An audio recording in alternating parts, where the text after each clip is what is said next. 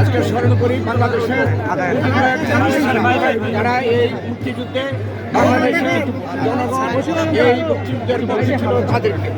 আজকে আমাদের এই স্বাধীনতা প্রায় 51 বছর আমরা পাড়ি দিয়েছি, কিন্তু অত্যন্ত দুঃখের বিষয় যে মুক্তিযুদ্ধের চেতনা ছিল, যে মুক্তিযোদ্ধাদের শহীদদের স্বপ্ন ছিল দেশে গণতন্ত্র প্রতিষ্ঠা হবে, দেশে অর্থনৈতিক সাম্য, সামাজিক সাম্য এবং মানবিক মর্যাদা, মানবিক অধিকার, মানবাধিকার এবং এদেশের মানুষের মধ্যে শান্তি প্রতিষ্ঠা করবে, এই স্বপ্ন নিয়ে এই মুক্তিযুদ্ধ হয়েছিল। দুর্ভাগ্য আমাদের যে আজকে 51 বছর পরও বাংলাদেশে আজকে সেই মুক্তিযুদ্ধের চেতনা সম্পূর্ণ ভুলুণ্ঠিত।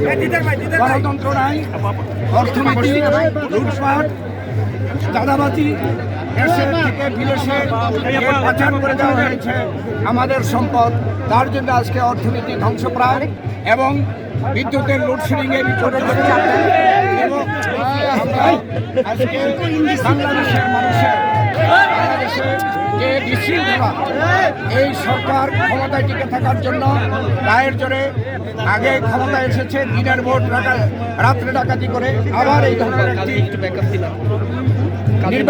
ধরনের একটি নির্বাচন তারা করার জন্য আবার বর্তমানে সারা বাংলাদেশে বিএনপির নেতা কর্মীদের উপরে নির্যাতন, নিপীড়ন। আপনারা জানেন আমাদের মহাসচিব মির্জা ফখরুল ইসলাম আলমগীর বীর মুক্তিযোদ্ধা আজকে কারাগারে, মির্জা আব্বাস সাহেব আমাদের যে স্থায়ী কমিটির সদস্য তিনি কারাগারে, আজকে বীর মুক্তিযোদ্ধা আব্দুল সালাম কারাগারে এবং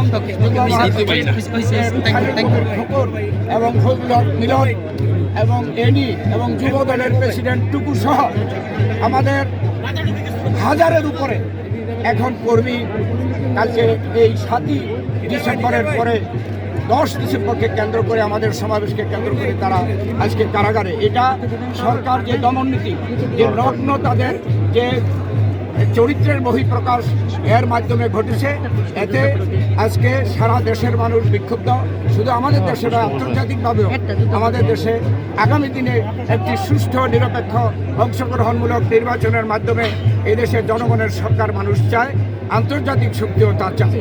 তাই আমরা আজকের এই বিজয় দিবসে আমরা দেশনেত্রী বেগম খালেদা জিয়ার মুক্তি এবং আমরা যে 10 দফা গণতন্ত্র পুনরুদ্ধারের জন্য 10 দফা দিয়েছি, সেই 10 দফার পক্ষে এদেশের জনগণকে, গণতান্ত্রিক, দেশপ্রেমিক এবং সকল জনগণকে ঐক্যবদ্ধ থাকার জন্য আগামী দিনে আমরা যাতে করে একটি শান্তি এবং একটি স্বস্তির নিঃশ্বাস ফেলতে পারি, জনগণের সরকার প্রতিষ্ঠা হয়, সেই আহ্বান জানিয়ে আপনাদের সকলকে ধন্যবাদ।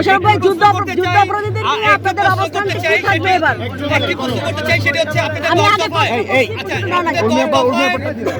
অপরাধীদের যে বিচার হচ্ছে, সেই বিচারে আপনারা তাদের মুক্তি দাবি করেছেন, সেটি সত্যতা কতটুকু আছে? আর জামাতের সাথে আপনারা আর কতদিন আপোষ করবেন? এখানে আপনারা জানেন যে আমরা যে 10 দফা ঘোষণা করেছি, 10 দফা প্রকাশিত হয়েছে। এখানে আমরা এরকম কোনো দফা এখানে নাই যেটা জনগণ চায় না। জনগণের দাবিকে আমরা এই দফায় রূপান্তরিত করে প্রকাশ। আর যুগপথ আন্দোলনের কথা আমরা ঘোষণা করেছি।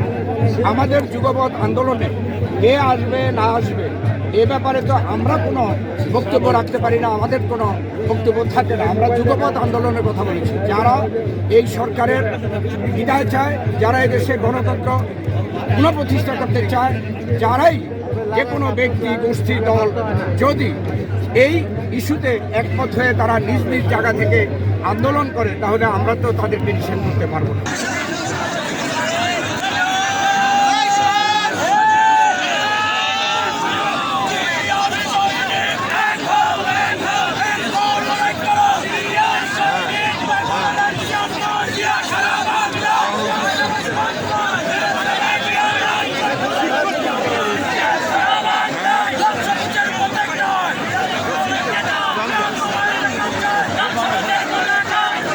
সংবাদ, ফিচার ও অনুষ্ঠানের জন্য ভিজিট করুন সংবাদ প্রকাশের ওয়েবসাইট এবং যুক্ত থাকুন ফেসবুক পেজ ও ইউটিউব চ্যানেলের সঙ্গে।